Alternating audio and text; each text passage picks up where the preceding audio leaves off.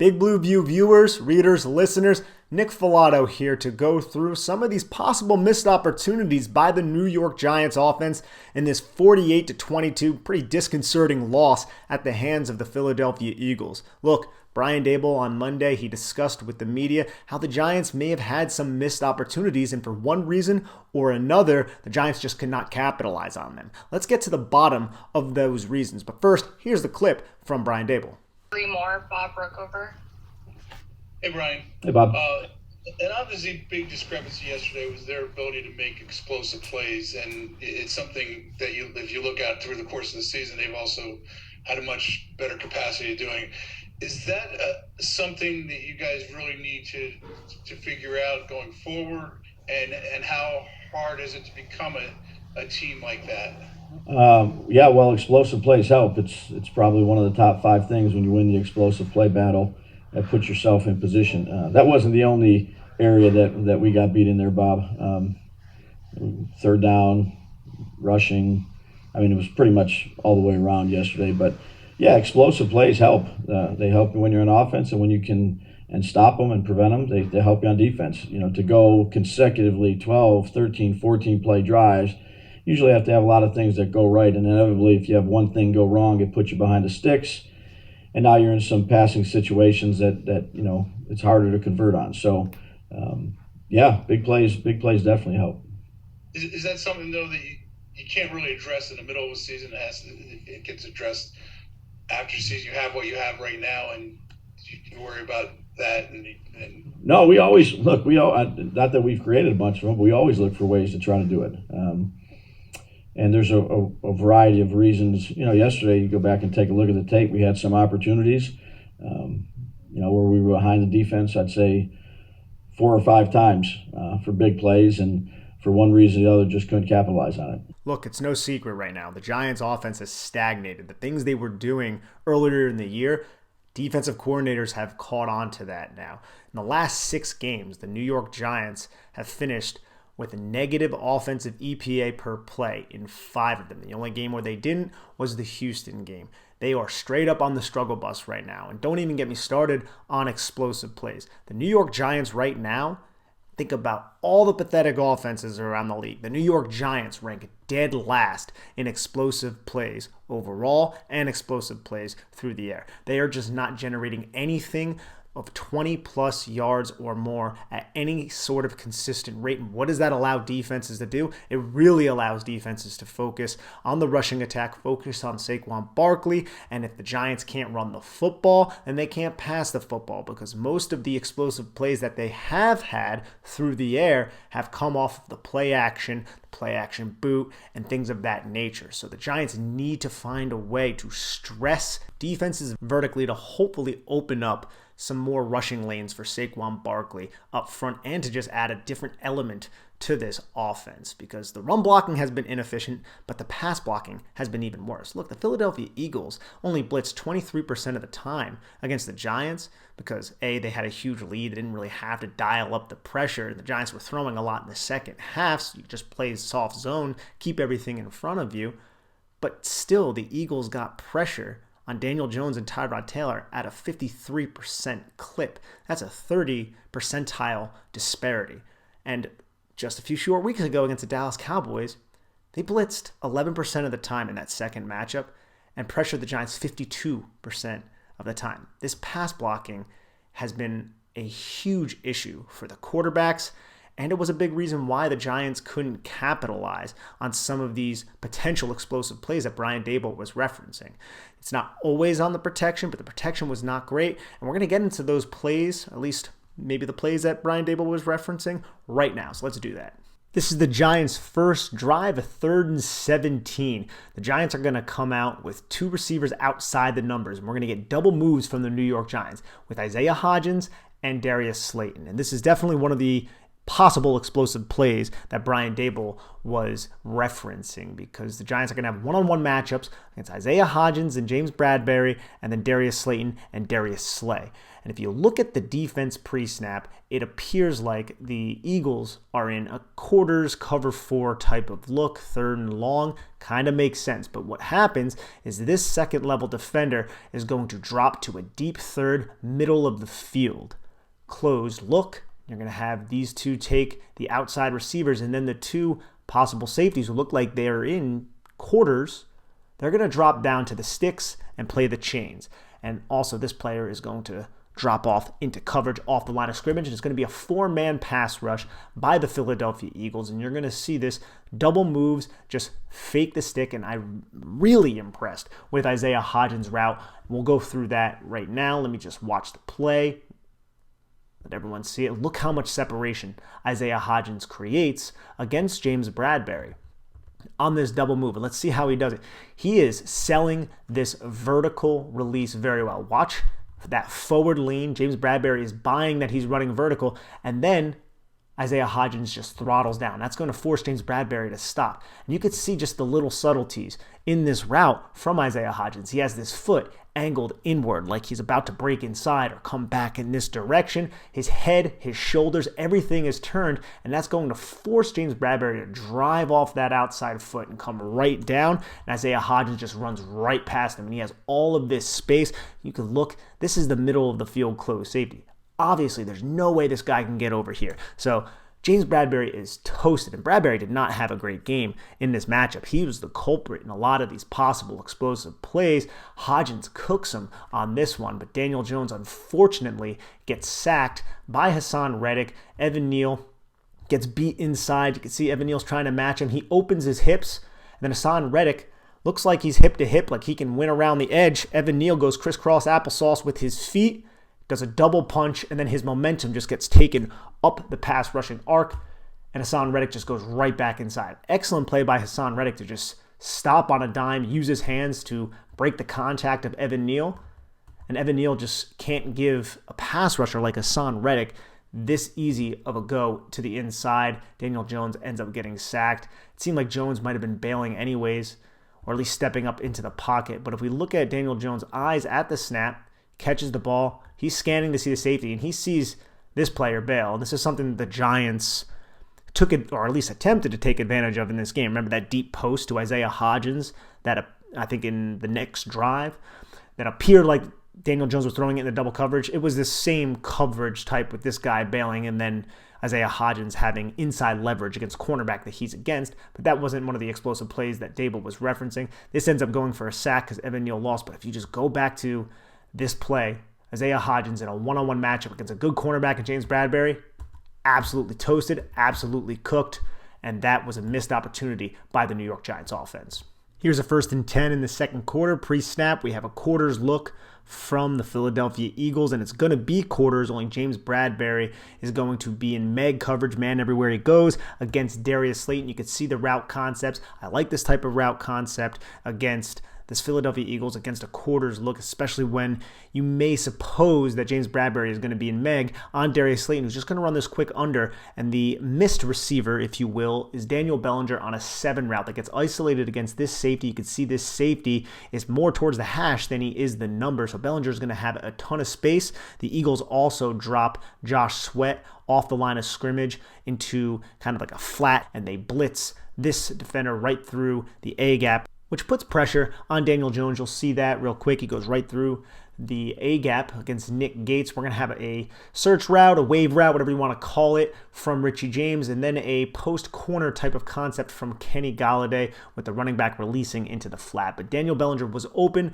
Unfortunately, Daniel Jones looked off of it. I don't believe Daniel Jones realized that James Bradberry was in Meg and just was going to drive down and vacate that deep 4th responsibility. Daniel Jones just kind of takes it with his legs, only picks up 2 yards. Let's go through this kind of slowly to see exactly what Daniel Jones is seeing. Good release by Daniel Bellinger off the line of scrimmage. And now Daniel Jones, you can see he's looking right at this blitzing defender. He knows somebody is coming right through the A-gap. So that's one less defender who's going to be in this area. At least one less athletic defender or uber athletic defender, because you do have Josh Sweat dropping off into coverage. And Daniel Jones looks like he is turning and scanning the field to see what else is going on to the 3 wide receiver side, to see what these safeties are doing with the search route from Richie James, to see what's going on with Kenny Golladay. If he waited just a split second more, I think he would have saw James Bradberry drive to that near hip of Darius Slayton. And at that point, he would have knew that Daniel Bellinger was going to be wide open. But that just didn't happen because Daniel Jones came off the read a split second too early. And I think he believed that James Bradberry was going to stay in the deep fourth. That means Daniel Bellinger was going to have nowhere to go. And now you have this underneath defender undercutting this quick slant. So there's really nowhere for Jones to go with the football. So he just came off the read. I don't know if this is one of the explosive plays. It's not like Daniel Bellinger got behind anybody, but this could have went for 20 yards if James Bradberry was a bit quicker coming downhill or if Jones stayed on it just a bit longer. So that's just another one of those possible missed opportunities. You could see how the blitz ends up kind of putting pressure on Daniel Jones. Beats Nick Gates. I think Nick Gates expected a twist if we run it back. You can see how Nick Gates, he's not fooled by what's going on. He sees Milton Williams open up towards Andrew Thomas. The guy's right in his face coming at him, but I think Nick Gates expected a twist to hit him from this direction because you can see how he checks to see if there's somebody else coming, realizes nobody else is coming, and then that safety gets into his inside shoulder and puts pressure on Daniel Jones. If we watch Daniel Jones' eyes, see where he's at, looking, see he's going right to the boundary side. The Giants do a lot of passing concepts to the boundary side. That's where he was going. And it's at that moment when he comes off James Bradberry, and that's when you see James Bradberry attached to the hip of Darius Slayton. It's just a little missed opportunity. Giants end up only picking up 2 yards. It could have went for maybe a 20-yard gain. Now, this one is also frustrating. This is the 3rd and 6, second quarter. Eagles are just rolling at this point, and this was one of the ones where the Giants offense get behind the Eagles defense, and it's Kenny Golladay, of all people. You can see the route in red. Let's watch the play, and then we'll break it down.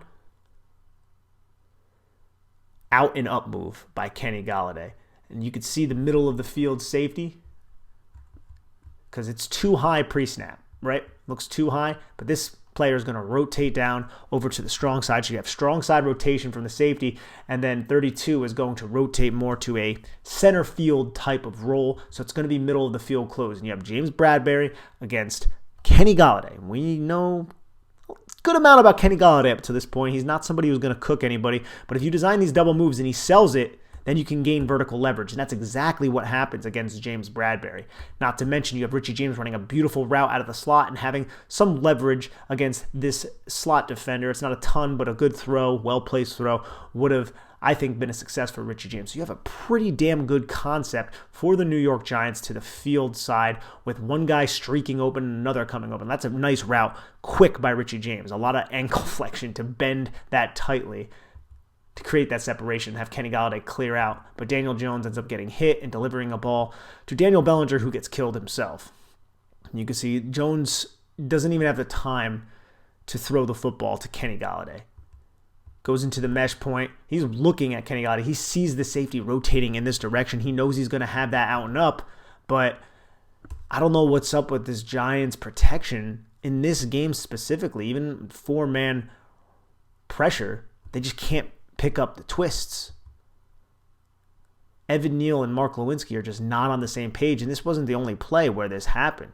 All this is a simple TE twist. You're going to have the tackle go up, and the end's just going to loop right around to the inside. And we've seen this so many times. Will Hernandez is not on the team anymore. The Giants have been pretty good at picking this up. Usually, the penetrator, Neal's going to take him. Mark Lewinsky's going to wait for this looper coming underneath. But Evan Neal never takes the penetrator. Mark Lewinsky does, and Neal's not going to be able to undercut this looper who stays tight like that.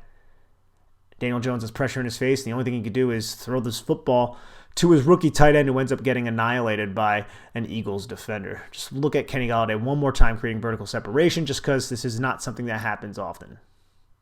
It's not like he's very explosive off the line of scrimmage, but the double move gets him beat. But the issue with double moves, to catch 22, if you don't have the offensive line to block it up, your quarterback's back there long, and it could result in the sacks.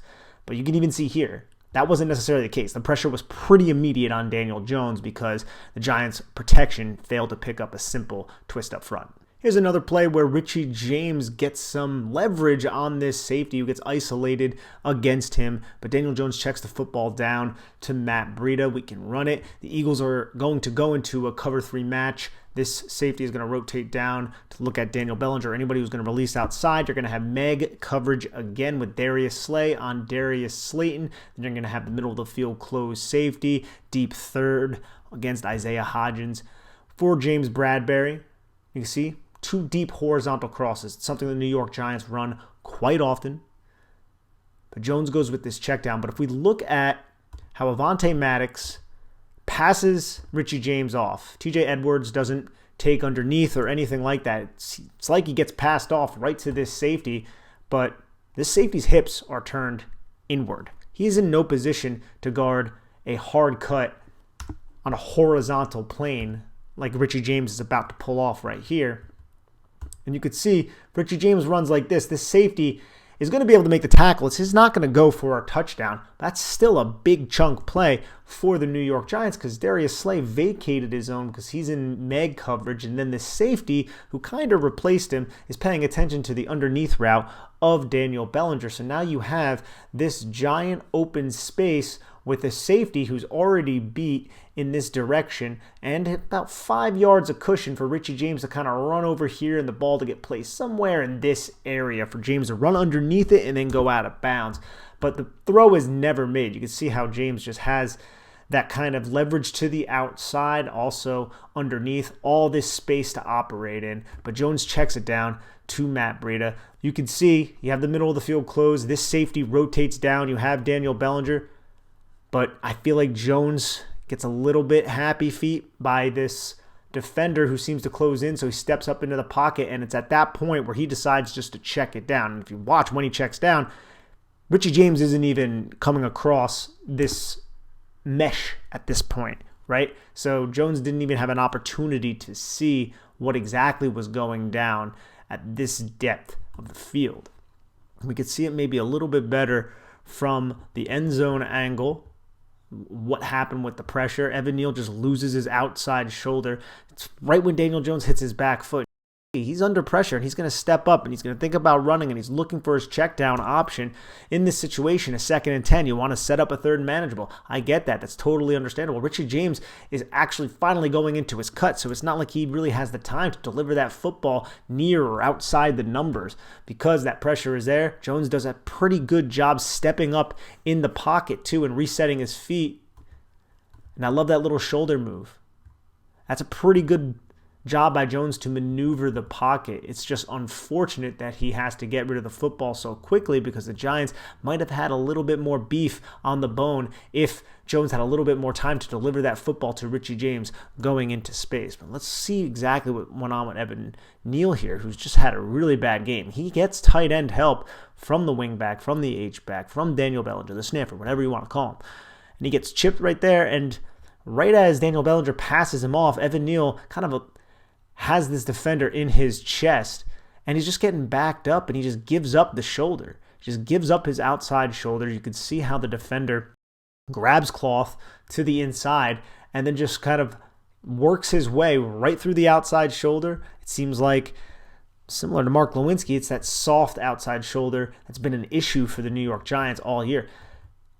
He's absorbing for the contact, but he doesn't keep his feet active. And this is just an excellent power to speed move. A lot of people talk about converting speed to power. This is very similar from Hassan Reddick against Evan Neal, who is framed well, but just doesn't keep his feet active enough to match and cut that angle off. Instead, he's not reactive to the outside movement. He just kind of latches on and holds on instead of bringing his feet, ends up lunging at the waist, which is something that Evan Neal does sometimes, and then the pocket is compromised. And again, good job on Jones to step up and find somebody, but there was bigger play to be had, but Jones didn't really have the opportunity to make that throw. This is a little bit later on in the game. It's in the 4th quarter, but Darius Slayton takes James Bradberry to task on this route, but Daniel Jones gets annihilated and just has to check it down to Richie James in the pocket. And I like this play design by the Giants because you can release the running back right into the flat.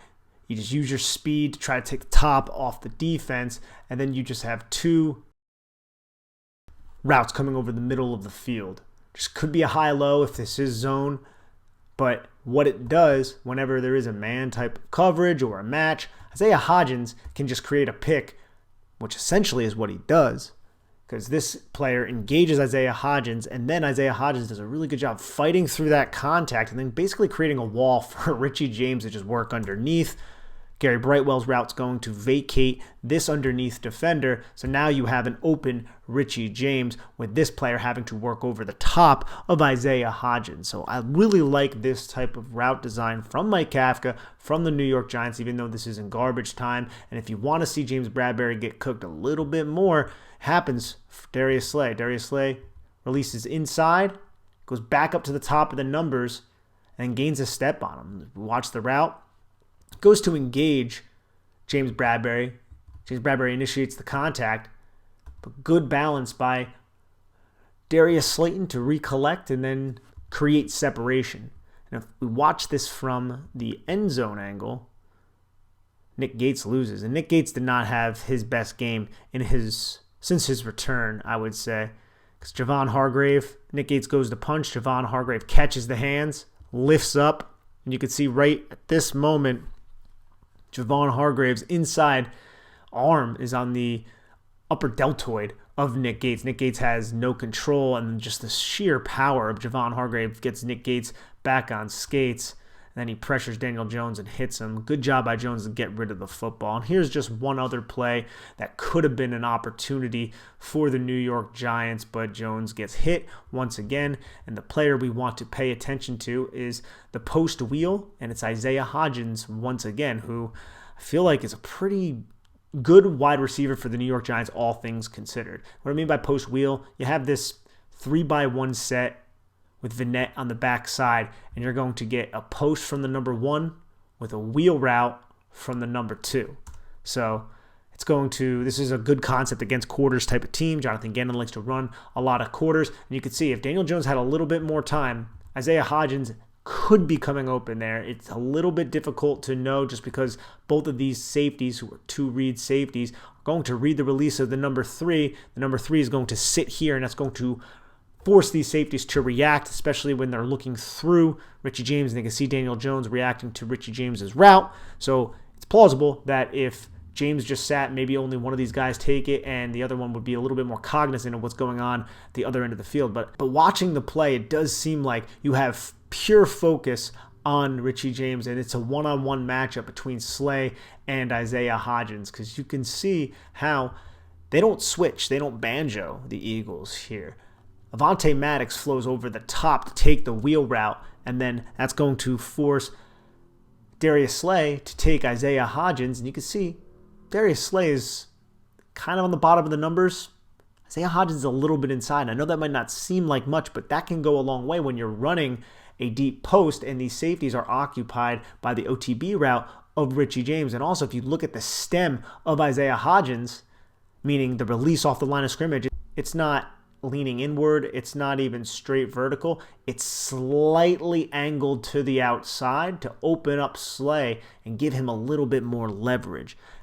He's running towards the top of the numbers, and then he breaks right when he eats into the leverage and gets on the feet and steps on the toes of Darius Slay. And you can see right here, Slay holds, and then if Daniel Jones had time, he could have put a nice pass over the top, and that would have went for 6, because these two defenders react to Richie James underneath. Again, could possibly be because Daniel Jones is looking in that direction because he's getting absolutely annihilated by the Eagles' pressure. The Eagles actually blitz on this play, and you can witness how the Giants struggle to pick up the blitz. Evan Neal just gets pushed back by Hassan Reddick. Mark Lewinsky loses outside. What else is new? Matt Breida does a good job picking up that second defender, but Jones just steps up and away, and it ends up getting hit. This is one of the worst reps from Andrew Thomas as well against Josh Sweat. You see how Sweat gets into Thomas, and Thomas gets backed up right into the pocket. But at that point, I think a well-placed football over the top would have been a touchdown play, unless the ref right here made a play on the ball, which I don't imagine would have happened. And those are just some of the plays that Brian Daboll may have been referencing during Monday's press conference with the media. Look, The Giants are not an offense right now that can afford leaving opportunities like those opportunities on the board. And people want to blame Jones. People want to blame the offensive line. Look, offense is a collective game. But in a lot of those plays, Daniel Jones didn't have the time to execute those long developing passes. It takes time for fast receivers to get down the field. The Giants don't have a ton of speed on the field. And you can even see Isaiah Hodgins. Those were really impressive routes by him, but he's a 6'4", more of a possession, big-bodied type of receiver. Darius Slayton, Marcus Johnson, those are speed guys. But when Daniel Jones is hitting his back foot and Mark Lewinsky or Evan Neal on the right side of the line, they're surrendering a pressure, it's hard for Jones to really do anything in those types of situations. And Jones has missed plenty of throws this year. Every quarterback does. But in this specific game, the pressure was a lot. I mean, over 50% of the Giants' dropbacks, they face pressure. And like I said at the top of this YouTube video, Eagles didn't blitz that much. They just can't block the New York Giants up front. That's the big issue. They can't pass protect right now, and the Giants are just not an offense that can afford any mistakes, let alone getting behind the chains, surrendering sacks, and things of that nature. Giants can't get out of those situations because they can't create freaking explosive plays, and that's why it gets really maddening, especially when they're not running the football, when they want to run on 2nd and long, or they want to run on 1st and 10, and it gets stopped at the line of scrimmage. They really just can't generate any sort of passing attack to get them out of that situation, at least not consistently. Hopefully they can figure this out down the stretch. They're going to need to against Washington, a team that they really should have beat just 1 week ago, 8 days ago from when I'm recording this. But that's not what happened. They end up coming out with the tie, and now the Giants can control their fate, ostensibly, but at least knock off the Washington Commanders, who are right on their toes. These two teams are tied. This game is going to be in Washington. Giants desperately need a win. Hopefully they can operate the quick game. Hopefully they can get something going on the ground. Maybe even work the screen game, something that just has not seemed to work for the New York Giants so far this year. But if they have the opportunities that they did not execute and take advantage of against Philadelphia, if they have that against Washington, they have to find a way to protect Jones and allow this quarterback to find those receivers streaking open on some of these double moves. It's essential to victory, and the Giants offense, they're just not taking advantage of opportunities that are in front of them. Thank you so much, everybody, for tuning in. I am Nick Filato. Please head on over to bigblueview.com and check out all of our written content about those New York Football Giants. I will talk to you soon, everyone, and have a lovely one.